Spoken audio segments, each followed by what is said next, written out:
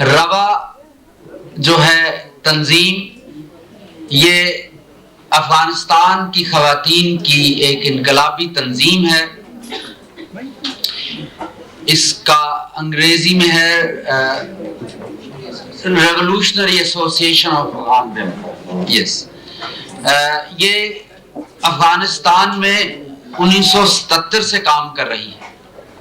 इनकी रहनुमा जो कोयटा में 1987 में मर्डर हुई थी, वो इन्हीं बातों के लिए उन्होंने कुर्बानी दी थी कि वो अफगानिस्तान में मदाखलत नहीं चाहती थी। वो अफगानिस्तान को एक सेकुलर डेमोक्रेटिक अफगानिस्तान बनाना चाहती थी।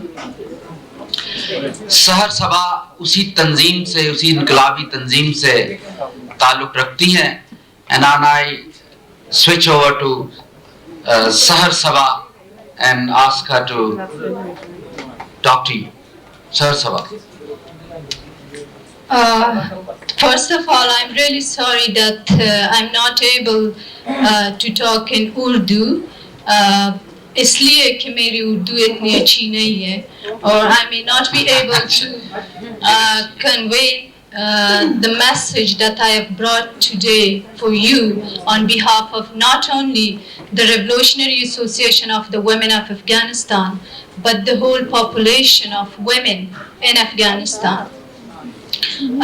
My heartfelt appreciation and thanks goes to ASR for inviting us, and especially Nagat Saeed Khan, who is a long-term friend of Rawa in its struggle. And even for me, this is first time to be in such a gathering in Pakistan. It was really, since yesterday, really was an inspiring gathering, and especially talking about different issues, national issues, and today about Kashmir. So I hope these kind of gatherings and conferences, peace conferences and conferences for democracy will continue, and we will not be forgotten. Talking about Afghanistan, I think we still need a lot of time. I may not be able to talk about the whole situation in Afghanistan in 20 minutes, because there are many very serious issues even now at this moment, that some may believe that peace have restored in Afghanistan, that everything is going to be fine in Afghanistan. But the reality is not that. The reality is much more different from what we may or you may have seen or hear in this or that TV or newspaper. For me, it's important, and for Rawa as an independent political organization of women, not look to the future. Of course, it's important, but how we can make a future if we forget about the past, how they destroyed the future, how they destroyed the present. I just want briefly to talk about the history of Afghanistan, especially political history in last 23 years. And I'm happy that most of you know about Rawa and its activities, so I would not talk about that and mainly talk about the political situation in Afghanistan. The tragedy started, as you may all know, in 1979 with the Russian invasion. And it was the time that Afghan people were forced to leave Afghanistan. You know, 6 million, they migrated to Iran or to Pakistan. Thousands of people were killed, were tortured, intellectuals were they put into prison, and hundreds of women became widows, and thousands of children became orphans. Our people resisted. There was resistance war against the Russian in their invasion, which is completely different from all the jihadi groups, all the fundamentalist groups that took over on everything, all the achievements that Afghan people had. People gave sacrifices after sacrifices with a hope that they will go back to Afghanistan, that they would start working, rebuilding Afghanistan. But what happened? It is really unbelievable. It is really painful that not only our people got anything, but they were forced to live in a worse situation than even the time of Russians and their puppet regime, Khalq and Parcha. The year 1992, we always call it the worst, the dark year in Afghan history, in recent history, or we also have 5,000 years old history. Afghanistan is an ancient country with lots of different and beautiful culture and historical backgrounds. 1992, the fundamentalist groups who many of you know that supported, created and funded by different countries, first of all the United States, to maintain their political and economic interest in the region, because Afghanistan was the key country and area to reach to the Central Asian republics. And it was must for the United States in order to defeat the Russians and to control the region and then the whole world, to support such kind of elements, such kind of brutal, anti-women, anti-democracy, anti-civilization that I'm sure that you will not be able to find in any other part of the world. It again will take time if I start to give you examples what they did. 4 years in Afghan history, 92 to 96, are years that Afghan people, children, women, men, would never forget. These are the years that Afghanistan, and especially Kabul, totally became a destroyed city.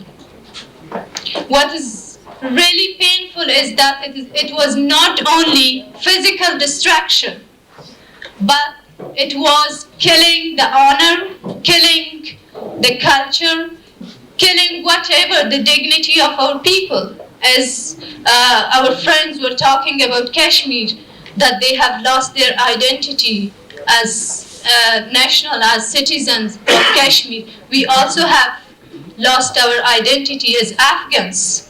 I just want to give you an example that, and it was really painful for me as a person, as a girl that have seen nothing but war, but destruction, but blood, that in January I was in Morocco for a conference, and at the airport, when they asked me about my nationality, and when I told them that I'm Afghan and I have Afghan passport, the reaction was nothing but showing me the voice of gang, and also that Afghans are terrorists, which was not really so much unexpected for me, because I know to what kind of under what kind of rulers we live, who are there in Afghanistan, who are there in Kabul.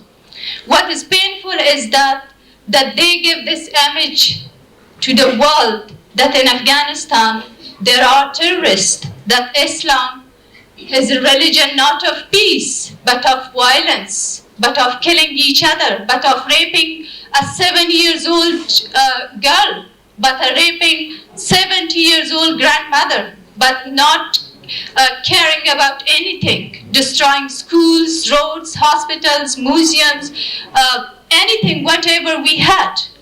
So that was really painful. Again, our people suffered, and in particular, of course, women. But they never gave up. They resisted again with nothing, with empty stomachs, with nothing in their hands. But they never wanted to accept these ignorant and these brutal and anti-civilization people in Afghanistan. People again were hoping that after the jihadi groups, that you may know 7 from Pakistan, trained in Peshawar. Peshawar was the center of all these fundamentalist groups, unfortunately, and 8 from Iran.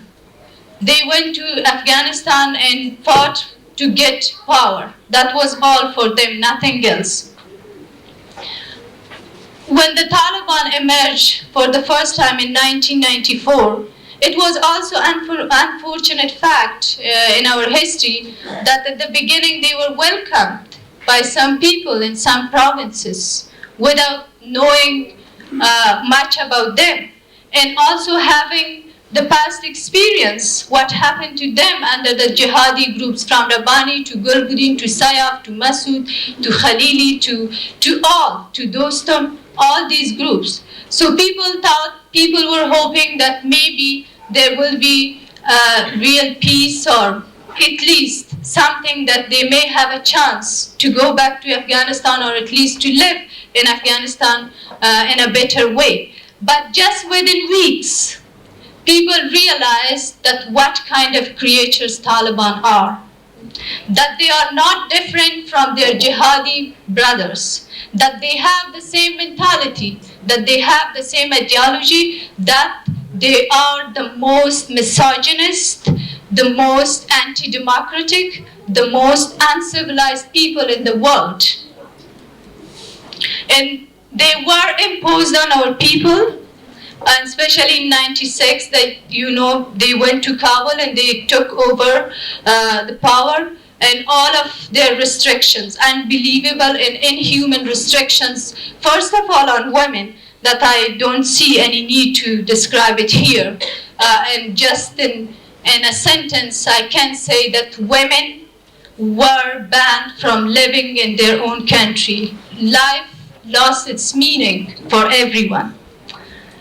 So we are with such a background, with such a history in Afghanistan. After September 11th, of course, there has been lots of changes, and there has not been any change in some sense, in some ways, especially for Afghan people. We heard lots of claims, lots of commitments, promises, that now it's time to fight terrorism, that now it's time to fight Taliban and Al-Qaeda. But one question remained for us, and it's still a question for us, that since September 11th, Taliban and Al-Qaeda became terrorists, and not before that? Weren't they terrorists? Weren't they terrorizing our people, our women, our children? Weren't they destroying our country and our people, not physically but mentally, which is the most painful?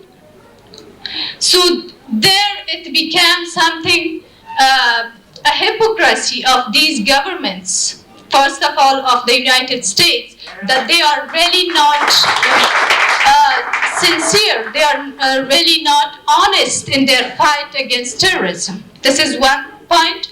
And the other is, from our point of view, you cannot fight terrorism by siding with another side of terrorists, the jihadi groups, and which, unfortunately, in Afghanistan we saw. So in this sense, it's true, Taliban are not there anymore. Their restrictions officially are not there more. As here, the friend was saying, women can go out.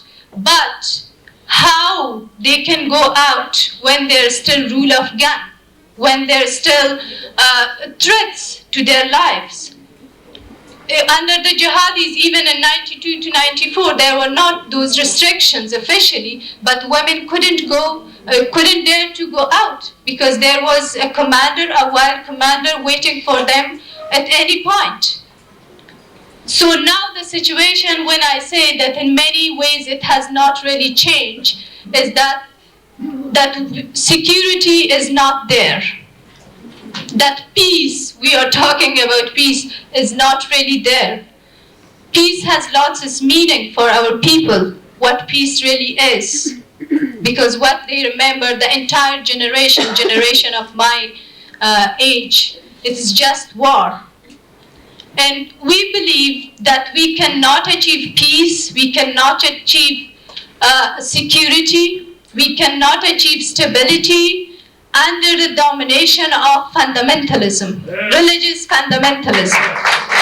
Fundamentalism is not only Taliban for us, or Al-Qaeda, or Osama bin Laden, but different other groups in Afghanistan. First of all, Northern Alliance, that you may have heard their name in main newspapers, or becoming champion of peace and security, and I don't know, even talking about democracy, and I've heard somewhere about even feminism or women's rights, all these. How we can trust them?